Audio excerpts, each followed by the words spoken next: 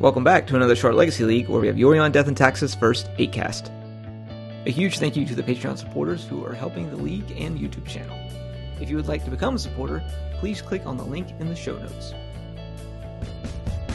If you've been enjoying our content, please be sure to like, subscribe, and leave a comment below. Both players kept 7. Connor's going to be on the play. Connor's playing a new version of his Death and Taxes list, which is going to be a black-white version, closer to a Dead Guy Ale, I guess, even though Dead Guy Ale plays Dark Confidant and this deck does not. But he is playing 3 Mother Runes and a Lion Sash, 4 Bowmasters, 4 Stoneforge, 4 Thalia, 3 Flicker Wisps, 1 Luring of the Third Path, 4 Recruiter of the Guards, 3 Skyclaves, 1 Canopeak Scarab Swarm out of the Warhammer 40k. It's a pretty neat card, and that one is 4 CMC flying, and then when it comes into play, or it enters the battlefield, I should say, exile target player's graveyard for each artifact or land card exiled in this way. He gets to create a 1/1 colorless insect artifact creature with flying. That is a mouthful, if you couldn't tell. That's a pretty sweet card. He's also playing 4 Solitudes, 4 Plows, 4 Thought Seizes, 4 Aether Vials, a Jeet, a Batterskull, and a Cauldron Complete. And then your normal, well, not so normal, because he's not playing Rishadan Ports in this deck. Those have been replaced with Scrub Lands, and he's playing some fetch lands as well, 4 Prismatics, 4 Arid Maces, 2 Windswept Heaths, and 4 Caracas, and 4 Marshflats. Oh my god, this deck has so many fetch lands. But I guess that's because it does play that Canoptic Scarab Swarm, because it's exile target player's graveyard. So it works for your graveyard too. So that's pretty good synergy, I guess. Well, not guess. It is really good synergy, considering he's playing a bunch of fetch lands as well, and then his opponent, if they're on a lands deck, like what I like to play, that is that's lights out for me. On Haley's side, playing 8cast, she's got a Patchwork Automaton times 2, 3 Emrys, 3 Sighs, 3 Kappas, 3 Thoughtmon, a lot of 3 ups in here, 4 Forces, 4 Thought Casts, 3 Chalice, 4 Lotus Petals, 4 Mishra's Baubles, 4 Mox Opals, 4 Urza's Baubles, Aether Spell Bomb, Pithing Needle, and Shadow Spear. And seeing as we're already all the way in game number 2, because game number 1 was so quick, we can check out their sideboards as well while you're watching the action on their side. Haley has 1 Haywire Might, 2 Fairy Macabres, a Psy Master Thopterist, Blue Blast, Fluster, 2 Hydros, 4 Dismembers, 4 Force Negations, a Tormod's Crypt, and a Soul Guide. I imagine for her, she's probably going to bring in a Haywire Might, because that'll deal with a Cauldron Complete that we actually already see on the battlefield, as well as some Dismembers potentially to take out some of those early Stoneforges that we also see on the battlefield. So from Connor's side on the sideboard, he has Containment Priest, 2 Gaddock Teagues, not really that big of a deal. Luring of the Third Path, which is probably going to come in for sure. He's playing the Sky Noodle already, so no surprise there. That's in the sideboard. 3 Surgicals, 3 Cabal Therapies, a Legion of Ash, which is something that's new to me, and that's an exile target non-land permanent and opponent controls, and all tokens that player controls with the same name of that permanent. That's a good way to take out some constructs, I'd imagine, or some Thopters or any other tomfoolery that some of these decks can make. And we'll see a Lord of the Third Path coming in off of that Aether Vial. And then he's playing 2 Battle of the Baywaters, which is destroy all creatures with power 3 or greater, and then create a food token for each creature you control. So that's pretty damn good, because it doesn't kill the germ off of the Cauldron, so you can definitely use that. And then he's playing 1 Rest in Peace as well. So, some interesting new cards from Connor's side. I'm pretty excited to see those happen. And we'll see a Batterskull coming off that Stoneforge Mystic. And now we're into some action here, and you know what everyone's playing, because half the match is already over. Well, not half. I guess 4 times 16, that's what, a fourth? Yeah, so a fourth of the match is already gone. So, yeah, there we go. I guess it was 4 divided by 16. But Connor looks well in control of this match with a Batterskull, And yeah, that's going to be it. On to game number 3. So Haley's going to be on the start here. She did keep 6 in this particular game and has a early Patchwork Automaton. Unfortunately, no other artifacts to follow that up with, so it is just a 1/1 War 2. Connor with the Marsh Flats to search, and see what he finds off the top. It's just a basic swamp, and he's going to do a Thoughtseize, an ugly Thoughtseize, but a Thoughtseize nonetheless. And let's see if Haley... When I was editing this video, well, we know what one of these is. When I was editing this video, she has a Thoughtseize and a Force of Will in her hand. And for a minute there, I thought she actually cast the Force of Will pitching the Thoughtseize. Or pitching the Thought Monitor. And I was like, man, that's a weird move considering you have 2 cards in your hand. But then I realized I'm an idiot and continued on. But it did take me about 30 seconds to realize that she wasn't actually casting that. And she was just showing her hand. So, yeah. Me being big dumb. Oh, we're going to see a swing over for 1 on Connor. He's down to 16. Haley well in control of this game on the battlefield at the moment. And with 2 cards in hand, and Connor sitting on a grip on his side. So we'll see if Haley is able to dig something out of this. There is a Thought Cast, so she'll be able to pick up 2 cards from here. Unfortunately, I don't think Connor has a Bowmaster in his hand. He is flicking through his cards quite a lot, like he's actually got something. But I don't think he does.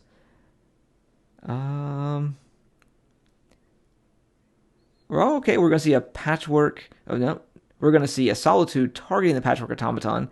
We'll see if she wants to force or not after... Because once this resolves onto the battlefield, we will see a Force of Will pitching a Kappa Cannoneer.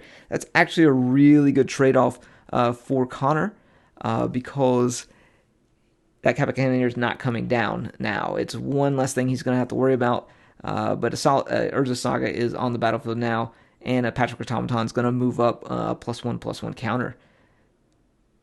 All right, we're moving on to Connor's turn. Patchwork Automaton is good with the 1 counter. It's like we might see... He's got a Recruit of the Guard in hand, and maybe he just picked up another land as well. There's the land.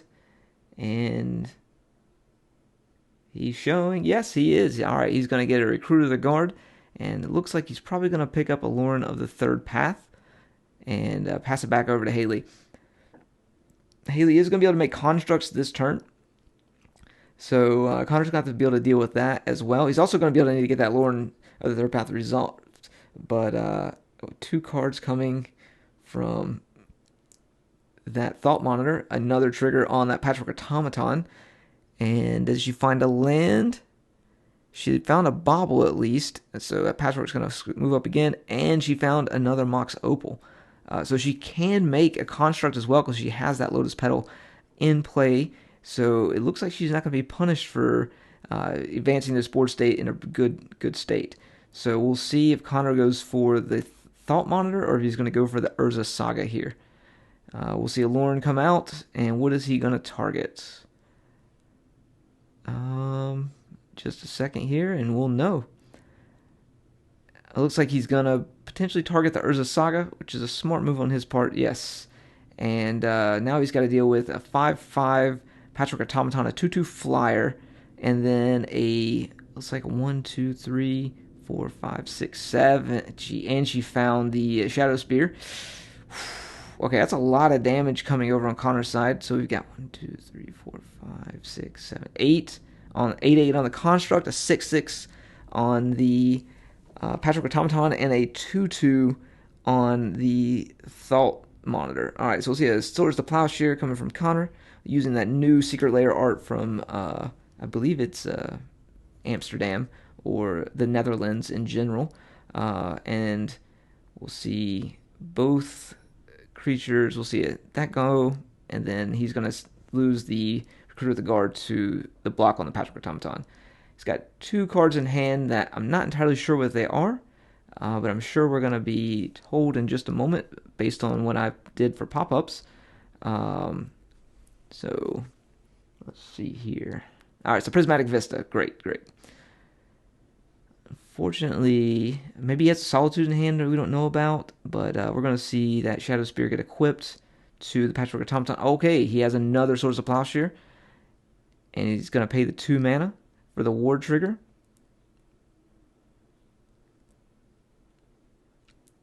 And that patchwork is going to die. Haley's going to pick up another 6 life. So Connor's got some work ahead of him, going down to 5. He doesn't have a Yorion or he can't buy the Yorion in yet. Finds a Plains. He can get the Yorion in his hand this turn, and if it survives and makes the battlefield, we'll see that Lorn Revealed happen again. So Plains from Connor, probably see an attack for 2 since it does have Vigilance, and she can't really sneak anything in. Cabal Therapy from Connor. Let's see what he names. I believe it's Force of Will. Nope. Maybe he does name Force of Will, but that is an Artawaro. Something that Haley definitely does not want to... there's a Hurkyl's Recall. That's unfortunate. He doesn't have any artifacts this game. So, and it doesn't pitch to the... Alright, so we're going to see Equip here. It's a 3/3 with lifelink, and Haley's going to go up to 32. Connor down to 2 life. He might be able to stabilize here, knowing that she doesn't have a force in hand. Well, even if she does have a force, she doesn't have a blue card to pitch to it. So let's see an untap, and looks like he's going to get away with this. He's going to probably attack for 2. And then he's going to be able to play that Yorion, blink out the Lorn of the 3rd path. It'll come back in at end step, and can target the Thought Monitor. So Connor has stabilized the board at 2 life. Hurkyl's Recall, not being able to be cast because Haley's tapped out to save that Thought Monitor. Might have been a good play on her part to have kept that mana open just to attack for 2 that turn, and she could have returned all of that to her hand, and well, it wouldn't really done anything. This is not. I mean, she could have returned the Thought Monitor to the hand, but she could have popped those baubles too, and really like kind of exploded onto the battlefield. So we got a bauble trigger going off here. Finds a Thought Cast. She does have some work for her. Connor just picked up a Karakas to protect that Yorion, so he can at least attack for 6 here, and I don't think Haley can do very much. Well, it makes sense for him to, I guess, only attack for 2, as he wants to protect the Yorion, in case, like, there's a... Alright, we're just casting the Lorien again. Makes sense, I guess. I'm not entirely sure. So, Force of Will on the Lorien, pitching the Hurkyl's Recall. Oof, that's tough. Alright, so his artifact killing stuff is not available to him at this point. And we're going to see a Thought Cast. Haley's going to rebuild that hand pretty quick here. She just needs to find a creature to be able to deal with, to just get through, I guess. Lotus Petal, Ancient Tomb. She has all the life in the world, so essentially all the mana in the world at the moment. She does have that Artawaro in her hand to bounce that Yorion if she needs to protect. Looks like he found a Flicker Wisp, so he can attack for 4, and then he can cast the Flicker Wisp, and then flicker out the Yorion.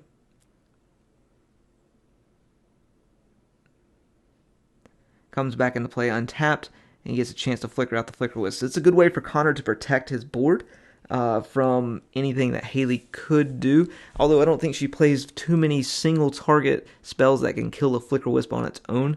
But it is just a neat little trick that you can do with Death and Taxes, especially when you're playing against some creature hate boards. She can also flicker out some of Haley's things as well, if she were to make a construct or something along those lines. So chooses not to flicker out the Yorion here, and he has 7 power on the board. See an attack for probably 7 here, or maybe not. I'm not sure what Connor drew there. Alright, it's a Skyclave Apparition. So that's a pretty cool thing he can do. He can Skyclave some 0 CMC artifacts, and yeah, it looks like he's taking out the Mox Opal here. Attack for 7 in the air. He has a blocker on the ground. Can't replay that Yorion this turn, but he can next turn. Another Mox Opal from Haley. Chooses not to bring the Yorion back. Draws another proxy-friendly card here, just not entirely sure what it is.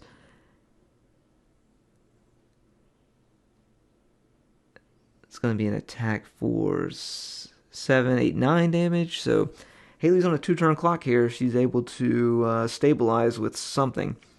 Yorion's coming back, and it looks like he's going to take the chance and recast it. Flickering out those 2 creatures, they come back into play untapped, and then we're going to get another trigger from the Skyclave Apparition, targeting the Mox Opal again. Pass back over to Haley. She plays another Mox Opal.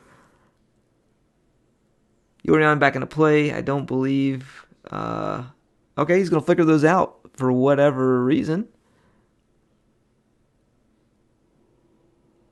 He had damage on... I mean, she does have the Arawaro, so that does make sense, I guess, to flicker those out, maybe? I don't know. She's going to take 2 damage from this. She's going to bounce the Arawaro back to her hand, channeling it. He does have a Cabal Therapy in his hand. He can name Force of Will. She does have the Force of Will, but did she have the mana to cast it? She did not. Yorion comes back into play. Nothing to target with the flicker.